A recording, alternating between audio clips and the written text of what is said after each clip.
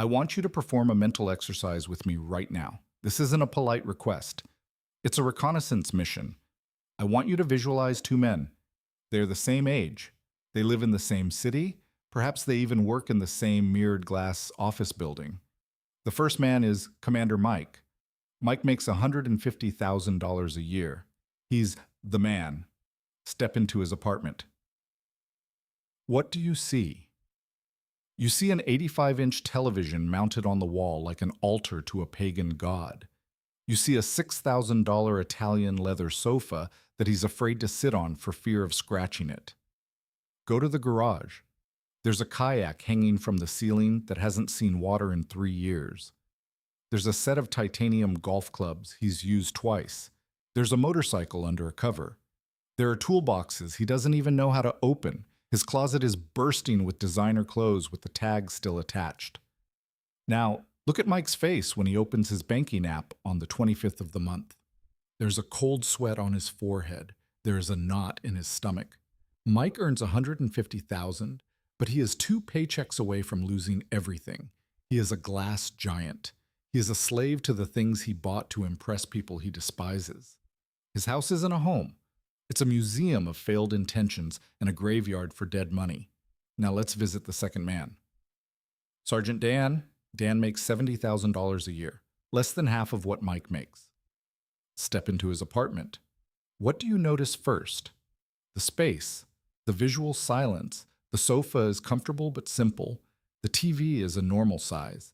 The kitchen has exactly the knives and pans he uses to cook his own food. There's no kayak on the ceiling, no junk.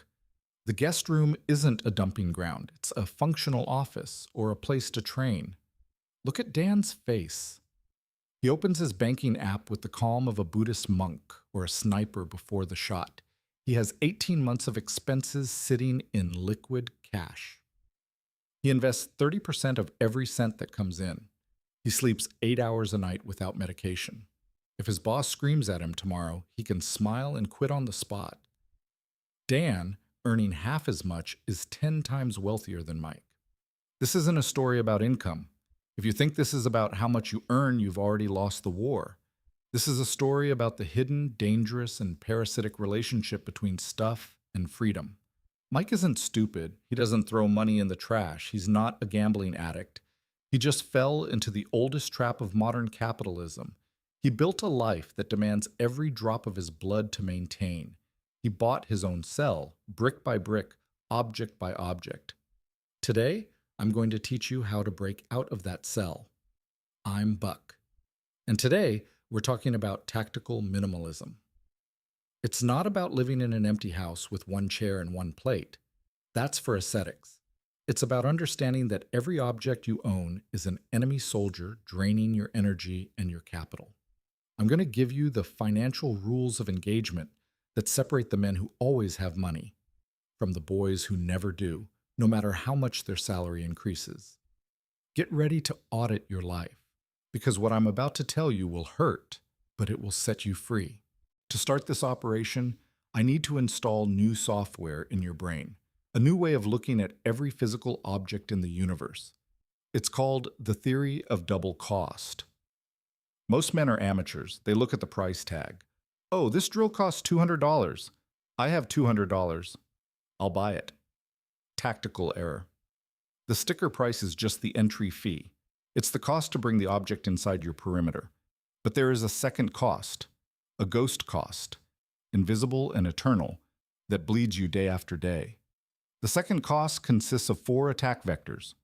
Storage, logistics. Where are you going to put it? The square footage of your home costs money, rent or mortgage. If you have a room full of junk, you're paying rent for your trash to live with you. That treadmill that became a clothes rack, it's occupying 2 square meters that cost you, say, $500 a year in taxes and fees. Maintenance. Deterioration. Things break. Things need cleaning. That boat in the garage? It needs oil, a cover, insurance, registration. The golden rule is that annual maintenance costs 10% of the asset's value. A $30,000 boat costs $3,000 a year just to exist, even if you never put it in the water. Cognitive load, the mental weight. This is what kills your testosterone and your focus. Every object you own occupies a fragment of your mental RAM. You have to remember to clean it, fix it, insure it, protect it. Visual clutter increases cortisol, the stress hormone. Your junk-filled garage is literally making you anxious and less productive at work. Opportunity cost, dead money. Every dollar trapped in a useless object is a soldier that isn't on the front lines fighting for you. That $15,000 in home gym equipment you don't use? If it were in an index fund, S&P 500 for 20 years, it would be $70,000. You didn't buy weights, you bought your own future poverty. When you add it all up, reality hits you in the face. Most of your possessions cost more to keep than they cost to buy. Commander Mike doesn't get this. He thinks accumulating things is a sign of power. Sergeant Dan gets it. He knows a light rucksack allows you to march further. Tactical minimalism isn't deprivation. It's combat efficiency. It's eliminating dead weight so you can move fast and strike hard. How do you decide whether to buy something or not? With emotion? With advertising? No. You use the math of cost per use or cost per round. Before you swipe the card, you're going to perform an intelligence estimate. How many times will I actually use this in the next 12 months? Divide the total price by the number of uses. This is the only honest metric of value. Let's compare. A high-quality tactical jacket costs $400. Expensive? If you wear it 200 times a year because it's your primary jacket, the cost is $2 per use. That's cheap. It's an asset. Now, that waffle maker or that kitchen gadget that cost $100, you use it twice a year, once when you bought it, once when guests came over. Cost per use, $50. That is obscenely expensive. It's a stupid luxury. This math destroys 90% of impulse buys. That suit you bought for one wedding and never wore again? It was the most expensive rental of your life. That video game you played for a week and then shelved? Burned money. On the other hand, this rule validates what is good. A $2,000 mattress? If you sleep on it for 5 years, it costs cents per night. It's the best investment of your life because it affects your spine, your sleep, and your capacity for war. A good coffee maker you use every day that keeps you from spending $5 at Starbucks? It pays for itself in 3 months. The cost per round rule cuts through marketing fat. It reveals what is a tool and what is a toy. Men buy tools, boys buy toys. Now, let's talk about what you already have. Your house is full of zombie assets, things that are dead but still taking up space. How do you identify them? Apply the fire test. Walk through your house. Look at every object. Look at the guitar in the corner. Look at the books on the shelf. Look at the tools in the garage. Ask yourself, if my house caught fire today and I lost everything and I received the insurance money, would I buy this item again tomorrow? Be honest. Would you buy that bread maker again? Would you buy that set of rusty weights again? Would you buy those clothes that don't fit you anymore for when I lose weight again? For most things, the answer is a resounding no. No, I wouldn't buy it again. I didn't even remember I had it. Then why on earth is it still in your house? Those items exist in your life out of inertia, out of guilt. Oh, it was a gift. Oh, it was expensive. This is the sunk cost fallacy. The money is already gone. Keeping the object is punishing yourself daily for a past mistake. Sergeant Dan ruthlessly eliminates whatever fails the test. He sells it, he donates it, he throws it away. He clears the perimeter. Every object removed is a gain in mental clarity. It's less visual noise. You feel the environment get lighter. Cleaning becomes faster. You know where everything is. You stop living in the past, who you were when you bought it, and start living in the present, who you are now. There is a pattern I see constantly in men who earn well but stay broke. It's called upgrade by boredom. They replace things that work perfectly just because a new version came out or because they got tired of the color. The iPhone 13 works perfectly. The battery is good, the camera is great, but the 15 came out. And the marketing says it has space-grade titanium. The 3-year-old car runs smoothly, has AC, and gets you from point A to point B safely. But the neighbor bought the new model with the digital dashboard. These upgrades feel like progress. I'm improving my life, you say. Lies. This is wealth destruction disguised as success. You are burning capital to solve a problem that doesn't exist. Boredom is not a technical problem. It's a spiritual one. The need for novelty is a dopamine addiction, just like sugar or porn. The tactical minimalist has a strict policy: run to critical failure. An item is functional until it fails to fulfill its mission. The phone is only replaced if it no longer runs vital apps or if it breaks. The car is only replaced if the maintenance cost exceeds the vehicle's value or if safety is compromised. The existence of a new model does not make yours obsolete. Marketing makes you feel that way, but it's an illusion. The average man replaces his phone every 2 years. Over 30 years, that costs $50,000 invested. The average man replaces his car every 4 years. That costs hundreds of thousands of dollars in depreciation over a lifetime. Sergeant Dan drives the same car for 10 years. He uses his phone for 5. The difference goes into his freedom fund. He doesn't drive a new car, but he drives his own destiny. Do you think you have willpower? I'm sorry, but your willpower is a weak battery. It runs out at 6 p.m. when you're tired and stressed. That's when you buy crap on Amazon. That's when you order delivery. Marketing knows this. They've made spending money frictionless. One click, Face ID, purchase approved. To win this war, you don't need more willpower. You need tactical friction. You need to make spending difficult and saving easy. Flip the architecture. How does Sergeant Dan do this? Delete saved cards. Remove your card info from browsers and apps. If you want to buy something, you'll have to get off the sofa, get your wallet, and type in the numbers. It sounds silly, but this small physical barrier stops 30% of impulse buys. Laziness works in your favor. The 24-hour protocol.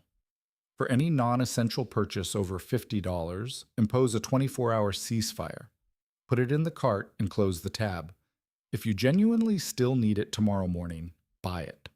Spoiler: in 70% of cases, the urge passes. It was just dopamine, not a necessity. Delete shopping apps. Having Amazon on your phone is like an alcoholic carrying a bottle of whiskey in his pocket. Remove the temptation. Defensive automation. Investments leave the account the day the salary hits. Automatically. The money disappears to the brokerage before you can spend it. If the money is sitting easy in the checking account, it will be spent. Don't trust yourself. Trust the system you built. Here is an advanced rule that catches even the smartest. Understand the lifestyle multiplier effect, also known as the Diderot effect. No object lives alone. Every new possession brings with it a retinue of needs. You buy a boat. The classic mistake, mate. The boat doesn't just cost the price of the boat. The boat needs a trailer. The trailer needs a stronger truck to tow it. The truck and the boat don't fit in your current garage. Now you need a house with a larger garage. Now you need to pay marina fees. Now you need nautical clothing, a special cooler, a marine sound system. One purchase triggers a chain reaction of consumption that devastates your finances for years. It happens on a smaller scale too. You buy an expensive suit. Now your old shoes look like trash. You buy new shoes. Now the belt doesn't match. Now the watch looks cheap. You've replaced the entire ecosystem. The tactical minimalist calculates the ecosystem cost before buying the primary item. He knows that buying a pool isn't just digging a hole. It's chemicals, cleaning, heating, pool furniture, landscaping, and a spike in the electric bill. He looks at the total cost of operation, not just the entry ticket. Often, seeing the ecosystem cost, he realizes it's not worth it. I'll rent a boat twice a year. It's 10 times cheaper and I don't have the maintenance headache. This is the mercenary rule. Rent the toys, own the assets. Want to ski? Rent the gear. Want to camp? Borrow it the first time. Only buy the equipment if you become a professional at it. Avoid being the guy with a garage full of abandoned hobbies. That's a money cemetery. Here is the final trap of high salaries. Commander Mike earns well, but he never defined what is enough. So when his income goes up, his lifestyle goes up with it. He used to earn 100,000 and spend 100,000. Now he earns 150 and spends 150. He is running on a treadmill.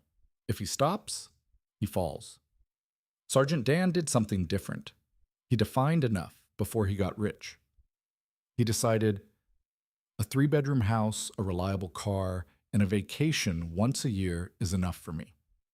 When his income rose from 50 to 70 and then to 100, he didn't change his lifestyle.